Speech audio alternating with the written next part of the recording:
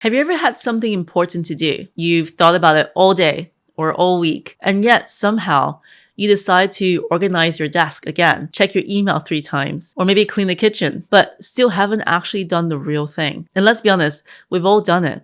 Everyone procrastinates to some degree. But the truth is, you're not lazy. You're not broken. You just haven't been told the real reason why we procrastinate and how to stop it. So in this video, I'll talk to you about what procrastination really is and why most people get it all wrong.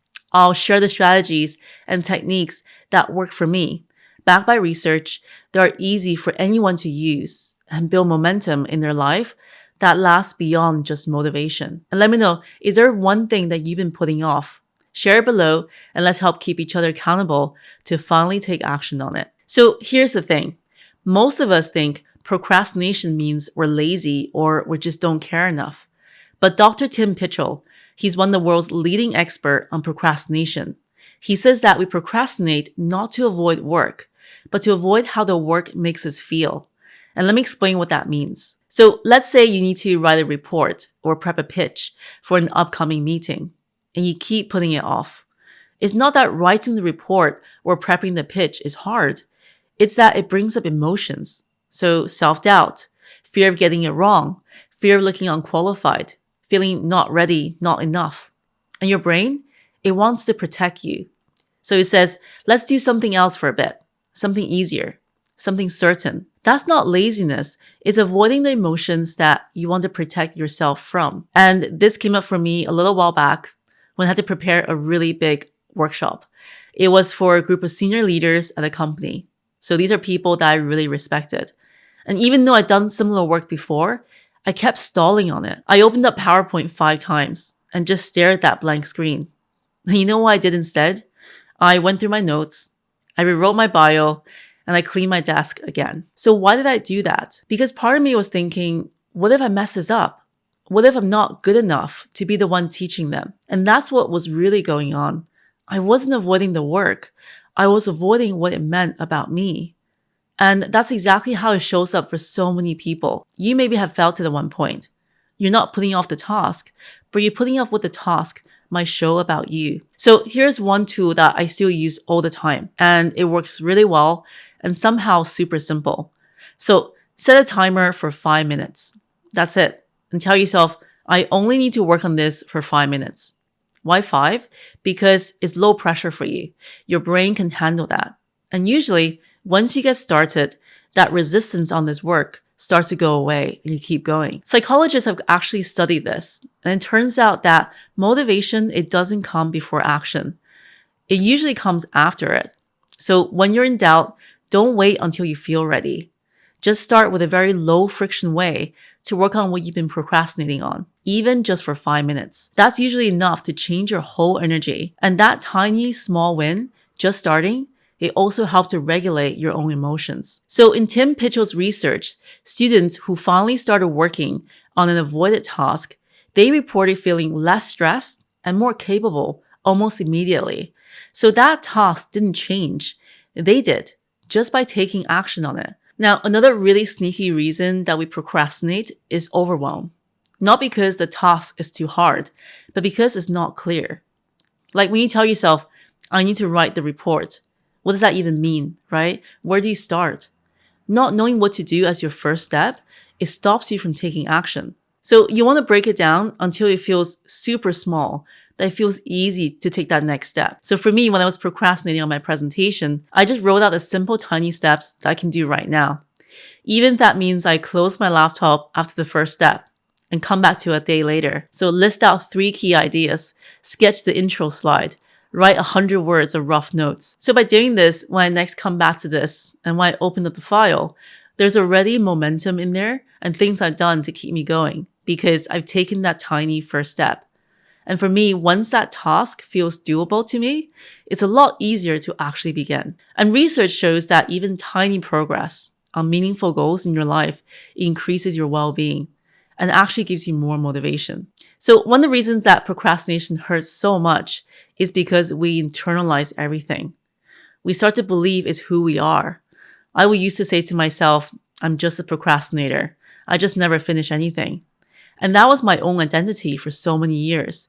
It was then reinforced by those around me, like my parents who are well-meaning and friends who said, Laurie, you should really try to finish what you start next time because look at all the things that you never completed. And to be honest with you, everyone procrastinates. And even the researchers who study procrastination, they admit to putting things off. So we all have resistance and we all have fear. We all tell ourselves little lies like, I'll feel more like it tomorrow, or I'll work better under pressure. And look how much I can get done the night before the deadline. So these are emotional defense mechanisms, but they're not your personality flaws. And here's something that I wish people knew earlier, is that beating yourself up doesn't make you more productive. It just makes everything so much harder. And research has shown that when people practice self-forgiveness after procrastinating, they are actually less likely to procrastinate again in the future. Not because they suddenly became more disciplined, right? But because they stopped dragging that guilt and shame around into every new thing that they do. And once you take the pressure off, it becomes so much easier to get back on track.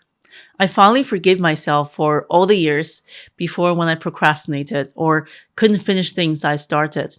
I gave myself a clean slate and stopped judging myself. And personally, for months, I've contemplated an idea to build a to-do list app for myself, but I didn't have the tech knowledge to build it. So I kept it in the back of my mind for several months. And now I'm really excited to share that I built my first prototype with a super useful tool, who's also the sponsor of today's video.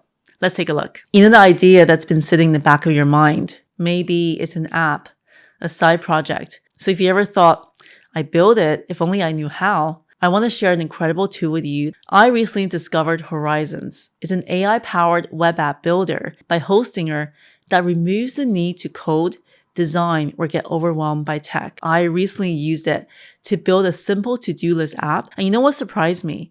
I went from idea to creating the app in under 15 minutes. So let me show you how it works. So this is where you want to put in the AI prompt in terms of what you want to create. Now, basically what I said is I want to create a clean, responsive app for managing daily tasks and to-do lists. Also categorize tasks by project or priority. Let's see what it comes up with. Great. So now we have the task manager all coded and ready to go. It's really cool, really simple, exactly what I was looking for. And the best part is that Horizon did the whole thing for me without myself knowing how to code this entire web app. Whatever you're looking to build, you can go live with one click and manage hosting, domains, and emails all in one place. So Hostinger has a 30 days money back guarantee, and you can reach out to get 24/7 support anytime. You can grab your free trial with Hostinger Horizons at hostinger.com/Laurie and use my code Laurie to get 10% off your first month. Now, this part is really important. Not every time you delay doing something is procrastination. So sometimes we delay things because they no longer feel aligned to what we want to achieve. Let's say you have something on your list for months and you still haven't started. Ask yourself honestly, do I really want to do this or do I just think I do? Because if it's not meaningful or not manageable to you, your brain will stop and resist. And that's not your flaw. It might be your feedback because it's time to start listening to your own feedback on what you actually want to do. I had this period where I was obsessed about learning to play the guitar. All of my friends were in bands. And I felt like I need to be musical too. So I bought the guitar, I watched so many YouTube tutorials, and even scheduled practice sessions. But months after month, I kept finding excuses not to practice. And this is what I realized, was that I didn't actually want to be a musician. I just liked the idea of it. What I really loved was connecting with people through conversation and teaching, which eventually is what I'm doing now through my own company, but also through my content. So before you force yourself to overcome your procrastination on something, maybe stop and reflect on this. Reconnect with your real why and decide if it's really yours to begin with. And here's something that doesn't get said enough. Sometimes procrastination is the right move, especially when you do it deliberately. So let me explain how this works. Not everything on your to-do list deserves your full attention. And not everything needs to be done urgently or perfectly, right? Take email, for example. You could spend hours every day replying to every single message, but all you're doing is training people to expect your instantaneous response. And that's not productivity. You're going to just get even more emails to reply to. Or keeping a spotless house. And I noticed that sometimes I channel my anxiety into tidying and cleaning, not because the house needs to be spotless, but because it gives me a sense of control. And productivity author Oliver Berkman, he talks about this too, how we often use tidiness, having inbox zero, or crossing off small tasks on your list to avoid the harder but more meaningful things that actually moves our lives forward.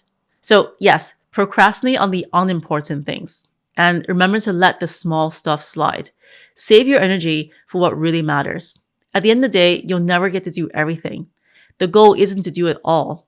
It's to do what matters most. And I want to share 3 more tools that actually work to reduce my procrastination. So the if-then planning is number 1, and also called implementation intentions.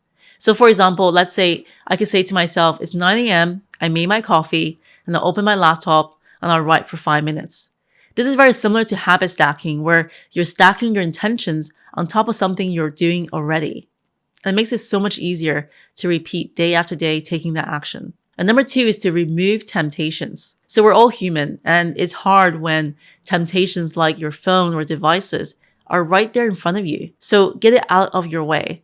Move your phone to another room, block the distracting websites, design your space to focus. And sometimes I work in a cafe without a charger, and I have limited amount of time until the battery on my laptop runs out, which made me so much more focused on what needs to be done. And number 3 is to use accountability. So text a friend, maybe co-work with someone online, tell someone what you do by the end of the day. So outsourcing my own willpower, it helped me to push me forward. So my husband, Simon, and I, we both run our own YouTube channels. And having him as accountability partner, it really helped me to keep going on those weeks and days when you just feel a bit low. And by some of you who are sharing what you're procrastinating on in the community below, you get to keep each other accountable on what you actually want to do. So these tools, they aren't about forcing yourself to do something. They're about creating the right environment for your best self to show up day after day. And the reality is that procrastination is misunderstood by so many people, and including myself back then. But I'm sharing it all here in this video to let you know that you're not lazy. You're not lacking motivation. It's about accepting that you are human, that sometimes you're going to want short-term comfort more than long-term growth.